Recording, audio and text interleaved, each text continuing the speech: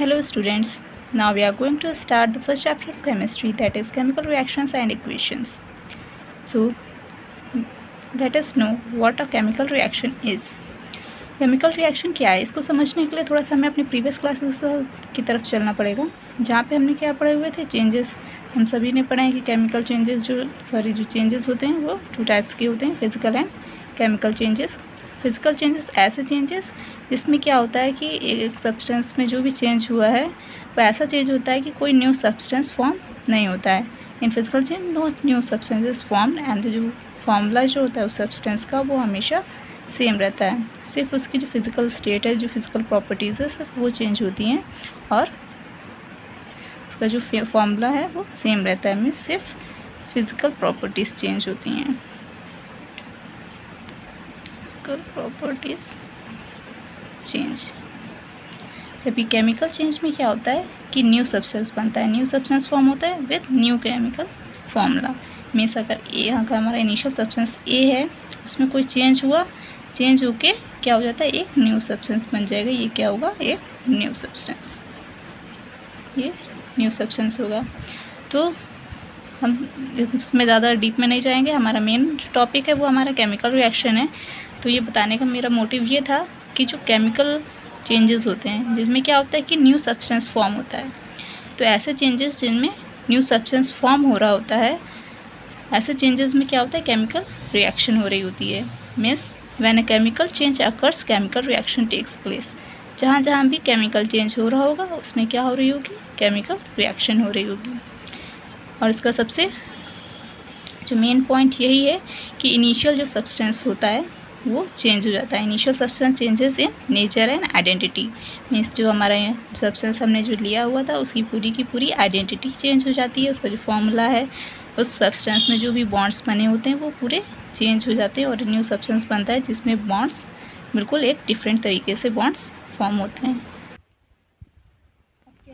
कि हमने ये तो जान लिया कि केमिकल रिएक्शन क्या है और केमिकल चेंजेस में केमिकल रिएक्शन हो रहा होता है। अब क्या क्या चेंजेस जो केमिकल रिएक्शन है उसमें क्या चेंजेस, कौन कौन से जैसे चेंजेस हो सकते हैं जिससे हमें ये पता चले कि केमिकल रिएक्शन हो रहा है। तो वो चेंजेस क्या हैं, चेंज इन स्टेट हो सकता है, चेंज इन कलर हो सकता है, एवोल्यूशन ऑफ गैस हो सकती है, चेंज इन टेम्परेचर हो सकता है। तो इनको समझने के लिए हम सब पे एग्जांपल्स देखते हैं कि क्या क्या एग्जांपल हो सकते हैं। चेंज इन स्टेट का अगर एग्जांपल देखें तो burning of paper. Burning of paper, अगर पेपर बर्न हो रहा है, पेपर बर्न होकर क्या हो जाता है, ऐश में कन्वर्ट हो जाता है। तो इस पेपर का क्या हो गया, पूरा स्टेट चेंज हो गया, स्टेट चेंज हो गया, क्या बन गया, ऐश बन गया। तो this is an example of change in state. Change in colour की बात करें, चेंज इन कलर की बात जैसे अगर हम क्या करते हैं, फ्रूट्स हैं, फ्रूट्स को आपने देखा होगा कि जैसे एप्पल है उसको हमने कट किया, कट करके अगर हम थोड़ी देर रख देते हैं, अगर हमने तो उसमें क्या हो जाता है, वो ब्लैक हो जाते हैं, ब्लैक कलर के हो जाते हैं। मीन्स उसका क्या हो गया, फ्रूट का जो कलर है उसमें थोड़ा सा हमें क्या दिखता है, कलर चेंज दिखता है। तो वो फ्रूट्स अगर हमने कट किए, तो क्या हो जाता है, वो थोड़ी देर बाद ब्लैक हो जाते हैं। तो वो ब्लैक जो हमें चेंज दिख रहा है, तो वो कलर में चेंज दिख रहा है, दैट इज़ मीन्स कुछ ना कुछ इसमें केमिकल रिएक्शन हुई है। Evolution of gas, evolution of gas के एग्जांपल क्या दे सकते हैं, एक जो कॉमन एग्जांपल है फोटोसिंथेसिस, हमारे जो एनवायरनमेंट में होता है, प्लांट जिससे फूड बनाते हैं उसमें क्या होता है, ऑक्सीजन गैस रिलीज़ होती है, O2 निकलती है। वो क्या हो सकता है कि एग्जांपल एवोल्यूशन ऑफ गैस का, कि एक केमिकल रिएक्शन जिसमें गैस का एवोल्यूशन हो रहा है। फोर्थ पॉइंट हमारा जो है change in temperature. Change in temperature का एग्जांपल हम ले सकते हैं सिंपल सा, जैसे कि डिटर्जेंट है, हम सभी के घर में होता है, अगर उसको हम हैंड में ले, हाथ में ले और उसमें थोड़ा सा वाटर डाल के और उसको अपने पाम में फील करके अगर देखें तो वो क्या हो जाएगा, हमें थोड़ा सा वार्म फील होगा, मीन्स गर्म फील होगा। तो that is an example of change in temperature. Means में टेम्परेचर हीट इवॉल्व होगी और वो हमें वार्म फील होगा। तो that is an example of change in temperature. तो क्या करते हैं, इसमें हमने क्या लिया, जैसे हमने डिटर्जेंट लिया प्लस वो अगर हमने वाटर किया तो क्या होता है, हमें हीट फील होती है। तो ये this is an example of change in temperature. तो ये सब हमारे तो क्या थे, डेली एग्ज़ाम्पल्स थे, लेकिन जो हमारे एग्ज़ाम्पल्स आपकी बुक में दिए हुए हैं एनसीईआरटी की बुक में, वो एग्ज़ाम्पल्स यहाँ पे हमने दिखाए हुए हैं थोड़े से रिएक्शन के फॉर्म में, इसलिए दिखाए हुए हैं रिएक्शन के फॉर्म में क्योंकि ये रिएक्शंस आपसे एग्ज़ाम में पूछी जाती हैं। ये आपके एनसीईआरटी की बुक में दी नहीं हुई हैं, सिर्फ स्टेटमेंट के फॉर्म में एग्जाम्पल्स दिए हुए हैं, लेकिन एग्ज़ाम में रिएक्शन के फॉर्म में पूछ लिया जाता है कि जैसे burning of magnesium in air, अगर मैग्नीशियम को एयर में बर्न किया जाए तो उसमें कौन सी रिएक्शन होगी, क्या रिएक्शन होगी, आप उसको इक्वेशन के फॉर्म में दिखाइए। तो इसलिए ये एग्जाम्पल्स आपको मैं यहाँ पे बता रही हूँ।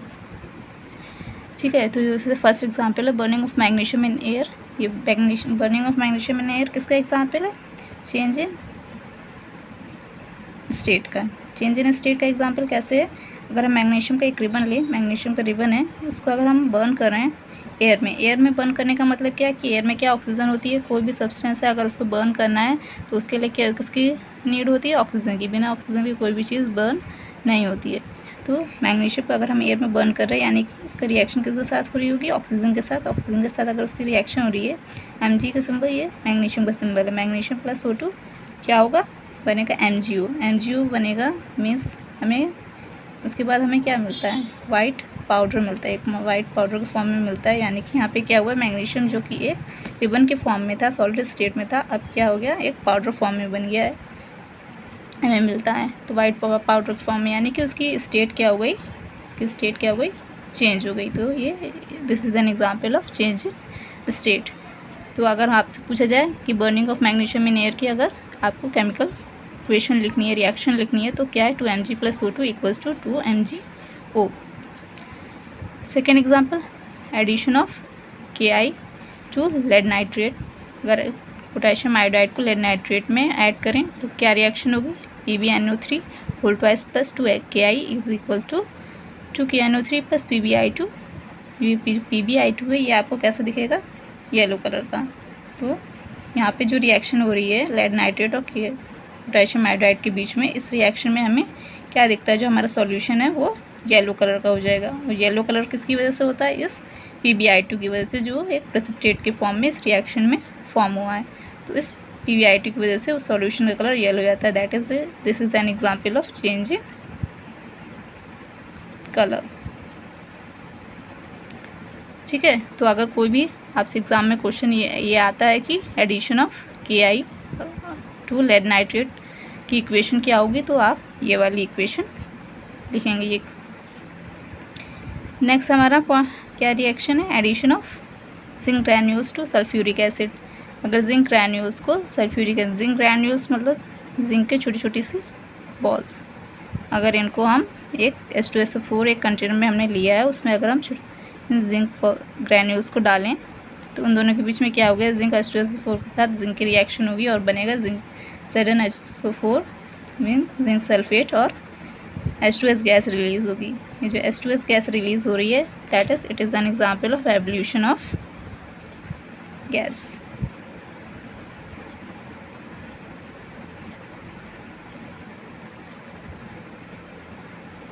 एवोल्यूशन ऑफ गैस का एग्जाम्पल है। और साथ में अगर जिस कंटेनर में हमने ये H2SO4 रखा हुआ है, इसी को अगर हम टच करके देखें तो हमें क्या होगा? ये कंटेनर हमें वार्म फील होगा, गर्म फील होगा। इसका मतलब क्या है कि इसमें साथ में चेंज इन टेम्परेचर भी हुआ है। मीन्स दोनों के बीच में, जिंक और H2SO4 के बीच में जो रिएक्शन हो रही है, H2S गैस रिलीज़ हो रही है, साथ में क्या हो रहा है?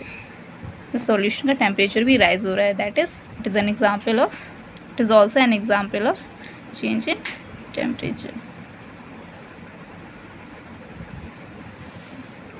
ठीक है, तो हमने क्या पढ़ा कि कोई भी केमिकल रिएक्शन अगर हो रही होगी तो उसमें कौन कौन से टाइप के रिएक्शन हो सकते हैं, कौन कौन से टाइप के चेंजेस हो सकते हैं? Change in state, change in colour, change in temperature, evolution of gas. ये 4 टाइप के चेंजेस हो सकते हैं। और ये ज़रूरी नहीं है कि ये सारे रिएक्शन जो चेंजेस है वो एक ही रिएक्शन में हो भी सकते हैं और नहीं भी हो सकते हैं। ठीक है, हो भी सकते हैं और नहीं भी हो सकते हैं। और कोई एक भी चेंज अगर इनमें से हो रहा है तो भी वो एक केमिकल रिएक्शन कही जाएगी। लेकिन मेन पॉइंट अगर हम पूछा जाए कि कोई भी केमिकल चेंज जो है वो केमिकल चेंज है, उसका मेन पॉइंट यही है कि न्यू सब्सटेंस फॉर्म होना चाहिए। अगर न्यू सब्सटेंस फॉर्म हो रहा है that is a chemical reaction. Now how to write a chemical reaction. कोई भी केमिकल रिएक्शन होती है तो उसको हम लिखते कैसे हैं। Chemical reaction are written in the form of equations using chemical फॉर्मूले।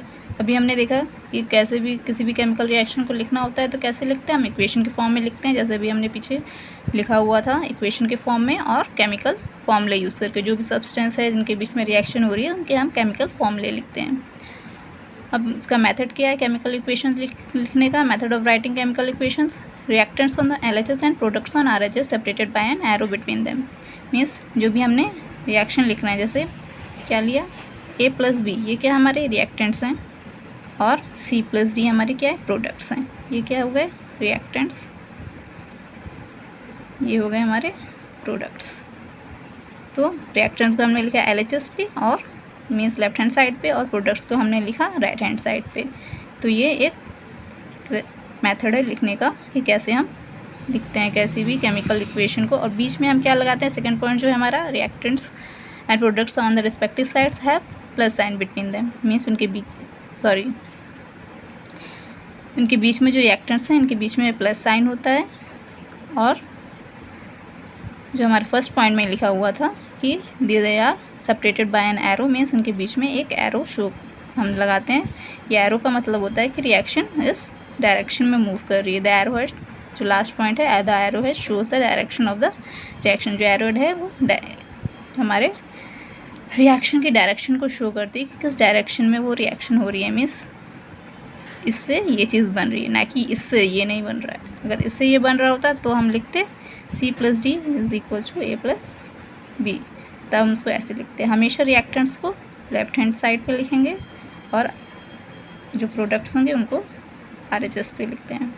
ठीक है, तो ये जो सिंबल है एरोड है हमेशा प्रोडक्ट की तरफ होता है, और उसकी जो एरो की टेल होगी वो हमेशा रिएक्टेंट्स की तरफ होगी। मीन्स रिएक्टेंट टू प्रोडक्ट के फॉर्म में हम लिखते हैं, शो करते हैं। और कभी कभी हम रिएक्शन में ये सिंबल भी देखते हैं।